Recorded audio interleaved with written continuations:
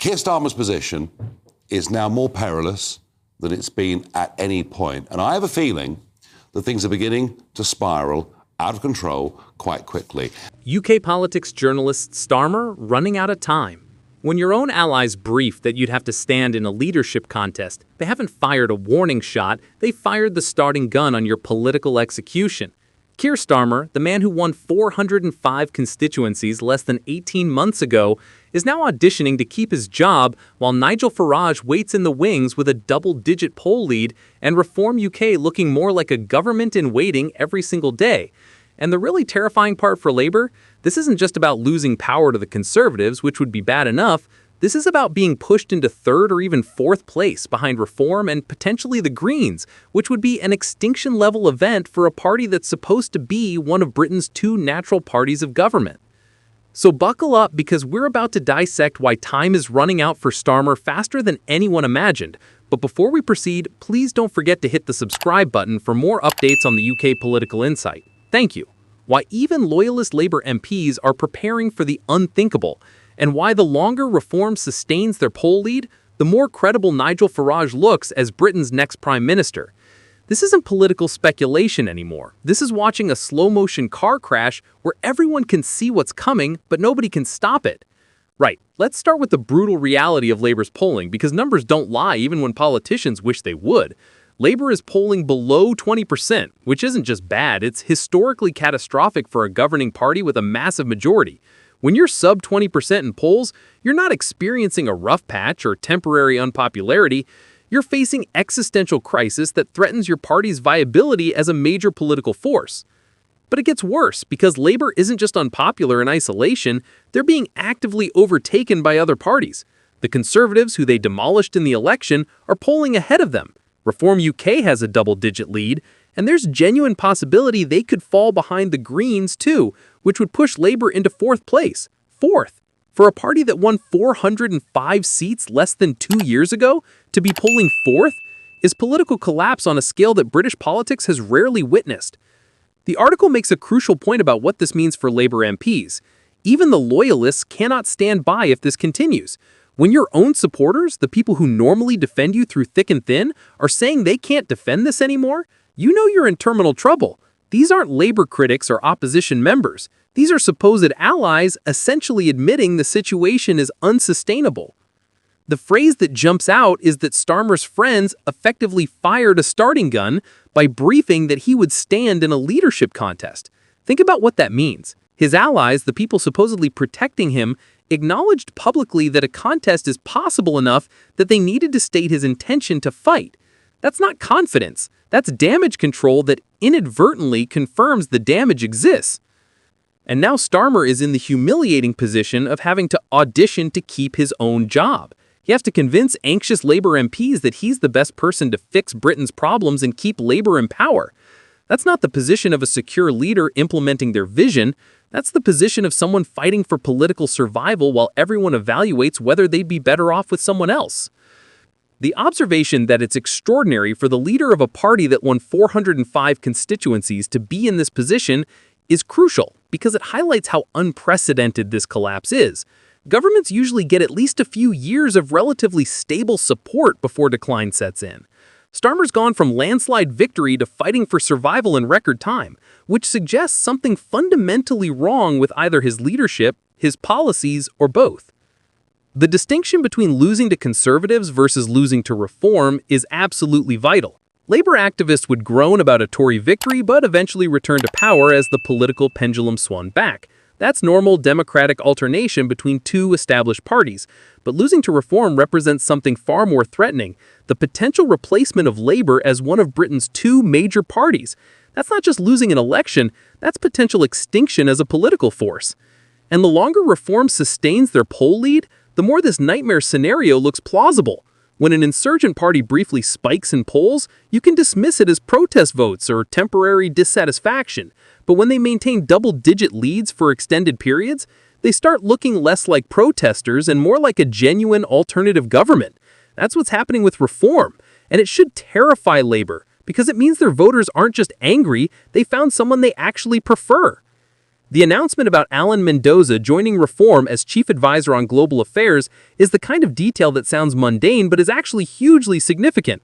Mendoza directs the Henry Jackson Society, an influential security think tank, which means he's a serious person with credible expertise choosing to align with Reform. When people like that see Farage as a true contender rather than a protest vote receptacle, it validates Reform as capable of actually governing rather than just criticizing. This is how insurgent parties become mainstream. They start attracting competent advisors, serious policymakers, and credible experts who see them as the future rather than a curiosity. Every appointment like Mendoza's makes Reform look more professional and less like a one-man protest movement, which makes them more attractive to voters who want change but worry about competence. The report that left-wing Labour MPs are in early preparations for a leadership contest is explosive because it suggests the plotting isn't just happening, it's organized and strategic. These aren't random conversations in the tea room. This is systematic preparation for the post-Starmer era while Starmer is still Prime Minister. That level of organized opposition from within your own party is usually terminal for leaders. Starmer's response, telling cabinet that distractions meant our focus shifted from where it mattered most, is the classic appeal from a leader losing control. It's essentially begging his own team to stop talking about leadership challenges and focus on governing. But the problem is you can't wish away political reality. When your party is polling fourth and facing electoral annihilation, that's not a distraction. That's the central political fact that determines everything else. The line that they need to deliver change rather than talk about ourselves would be more convincing if Labour was actually delivering change that voters appreciated. But they're not, which is why they're polling fourth. You can't just demand people stop discussing the leadership crisis when the leadership crisis exists because of policy failure and political incompetence. The observation that when a party leader calls for unity, you know he or she is in the danger zone is painfully accurate. Strong leaders don't need to appeal for unity because unity exists naturally around successful leadership. Only struggling leaders need to explicitly demand it, and those demands usually fail because the problems causing disunity remain unresolved. The budget next week is being framed as a crucial moment, and it's hard to overstate how high the stakes are. Rachel Reeves is going to unveil tax rises that are already unpopular before they're even announced. Labour MPs will then return to their constituencies for Christmas recess, having to defend those tax rises to angry voters, and they'll be doing so while knowing that May's elections in Scotland, Wales, and local councils could be catastrophic. If those May elections are as bad as polling suggests, the pressure on Starmer becomes overwhelming. MPs facing losing their seats in the next general election will be desperate for any change that might save their careers. Self-preservation is the most powerful force in politics, and when enough MPs decide their survival requires a new leader, leadership challenges become inevitable regardless of constitutional procedures or party loyalty. The contrast between Starmer's brilliant plan for winning the 2020 leadership and 2024 election versus his current lack of a revival strategy is stark.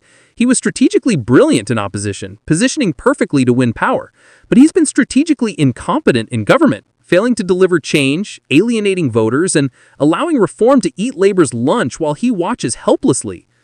The warning that his most ambitious rivals will devise their own plan for change if Starmer doesn't produce a revival strategy is clear.